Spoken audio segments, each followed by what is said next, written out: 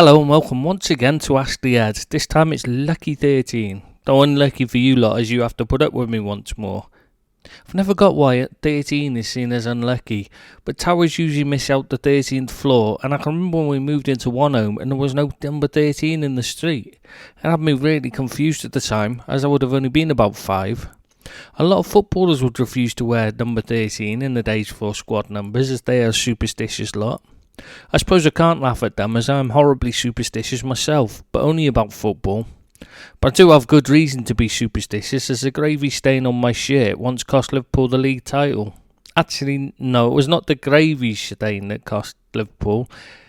It was my then girlfriend. I'd gone round to her house wearing a Liverpool shirt for a Sunday roast, as Liverpool played that day, and one of my superstitions is that I always wear a shirt when we play. Anyway, being the sophisticated person that I am, I managed to spill gravy down the front of my shirt, but we won, so I refused to wash the gravy stain off in case it was lucky. It was the Roy Evans days then, and we went on a big long unbeaten streak.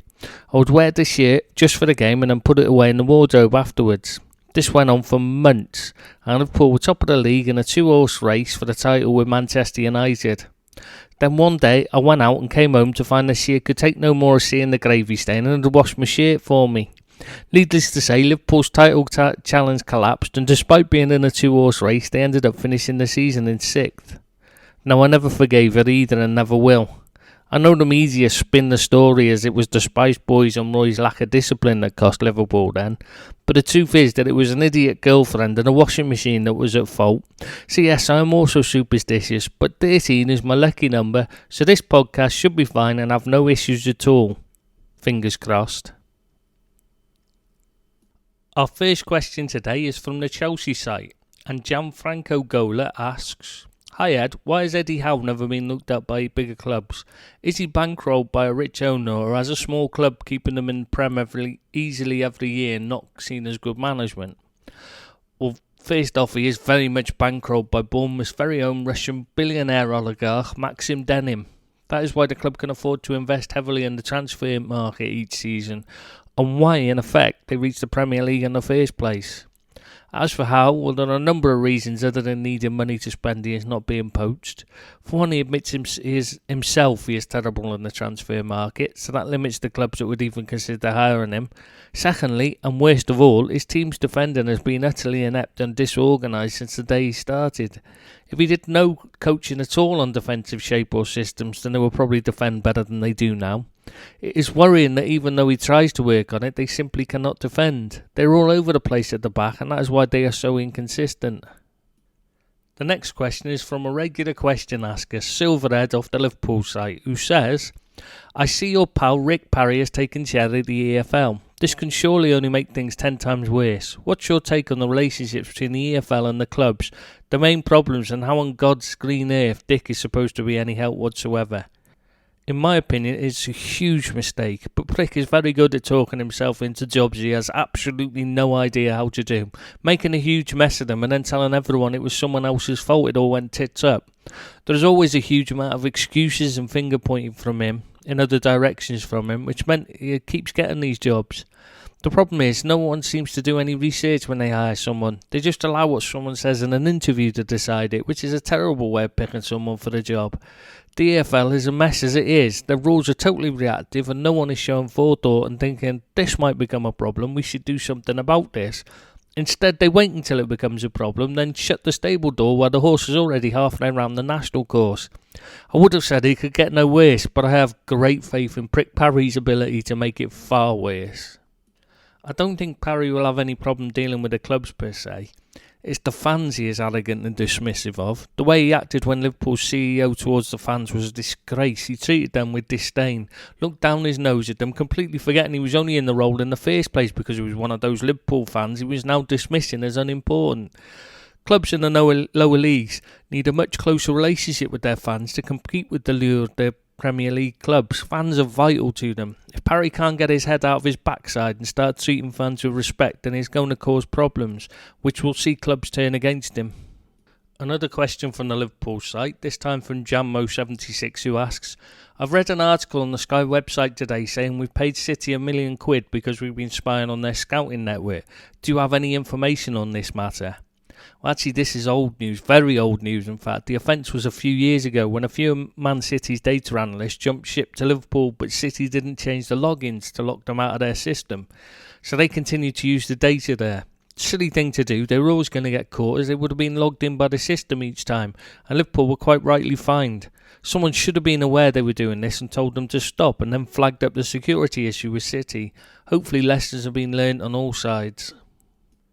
Now on to the Manchester United site and a question from MBD. Do you think it is fair to compare the Newcastle fans kicking against Ashley to United's toxics? Not really, I've got to say. While both owners are making sure to fill their pockets, at least United are still being left with enough money to compete financially with the top clubs in the world. It's just being badly used. Plus, most of United's so-called toxics are only complaining about no longer winning trophies, rather than just a general campaign against a complete arse of an owner. Most of the United fans who are against the ownership have moved on to get behind FC United, so it is a slightly different situation. Now on to the Everton site, and Swan asks, what's your thoughts on Rafa Benitez? Do you think he's a good manager still, or are his tactics outdated? Do you think he'd come to Everton? And if he did, do you think he would do a good job? And how would you rate his performances at Newcastle and Napoli? Thank you. Well, to start with, yes, I think he would go to Everton if the offer was right. I don't mean in terms of salary. It would be about control. Would he have any say in transfers?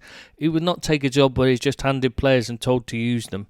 He doesn't want interference in team selection either, like he had at Real Madrid, where he was never allowed to pick the team he wanted to, but then Zidane used that same team that he wanted to pick to win the Champions League. Rafa is still a good manager, not the best, but a good Premier League level manager. For Everton, he would probably be perfect, maybe, in many ways, but I'm not sure he would get the fans back in, which would hold him back badly.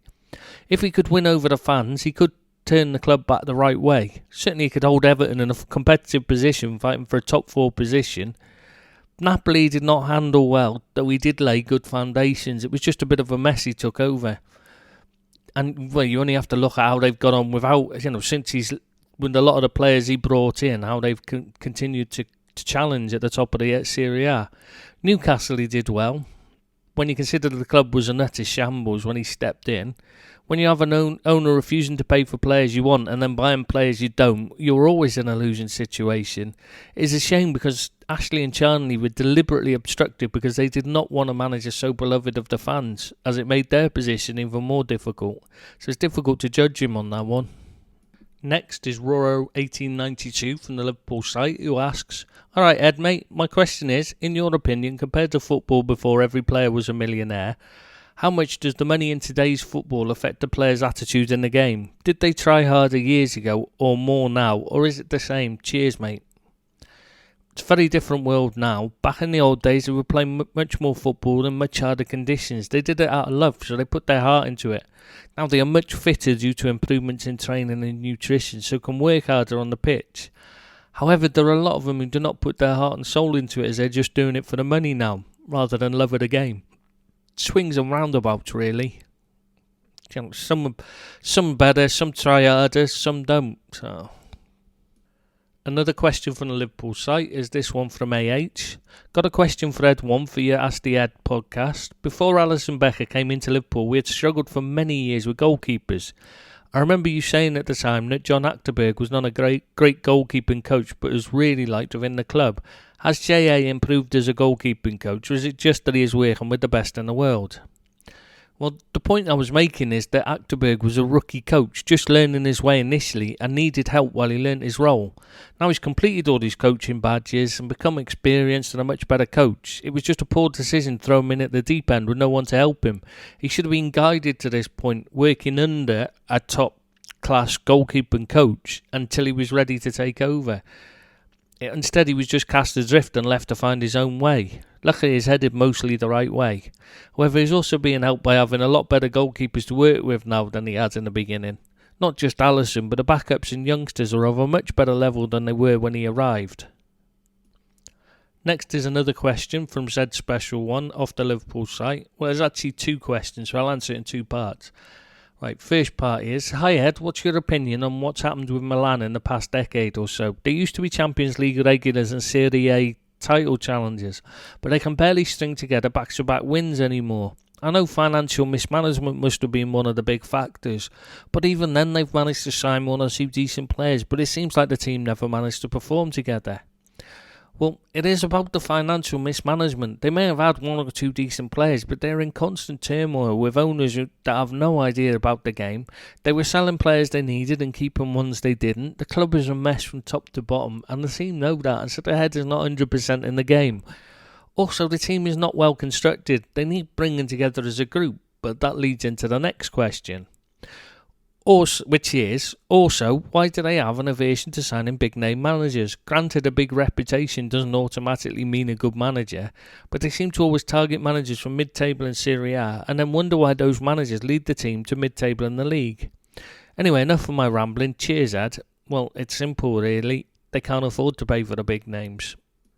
Now it is the turn of Hailstones, who wants to know, what is your verdict on Martin Odegaard, Ed? He's fabulously talented, brimming with skill and quality, just needs a proper home to thrive. Do you think he would be suited to the Prem? And also, is there an attitude problem with him or what? Because Madrid don't seem to be too arsed with playing him. He's just a kid who thinks too much of himself. Yes, he has ability in spades, but there's more to being a top-class player than having ability. Learning to do flicks and tricks is the easy bit. The difficult part is learning when and how to use your ability for the best effect of the team as a whole, and not just to look good on a highlight reel. That is something you learn best by playing regular first-team competitive football. The problem is that a team like Real Madrid is simply not in a position to carry him in the position he plays while he learns the game. If he wasn't so full of himself, he would have had the sense to go elsewhere and not jump straight to Madrid before he was ready. He should have taken a step between. That's the problem with youngsters. They're impatient. They want everything now rather than waiting for the right time. I know I certainly did at his age, which is why having the right advisors around them is particularly important. Right, and then it's Doug LFC from the Liverpool site who asks, hi mate, just wondering if you know much about the under-18s. A player called Leighton Stewart. Just how the club rate him, I'm assuming that means. Kid's a baller. He's just a promising kid. The club have become wary of revealing any excitement about young players, to be honest. The players then get ahead of themselves and start expecting to be first-team regulars if they hear about it. You only have to look at what happened with Bobby Duncan to see why the club prefers not to talk too much about young players coming through now. Anyway, there we have it for another Ask the Ed. But before I go, I'd just like to give a shout out to AOE from the Liverpool site and congratulate him on the success of his novel Spark City. Though there does seem to be some kind of error at the publishers, as in the acknowledgements section, there is no mention of me at all. Clearly some kind of oversight there, as I did nothing to help, gave absolutely no encouragement and had no involvement whatsoever. What more do I have to do to get a mention?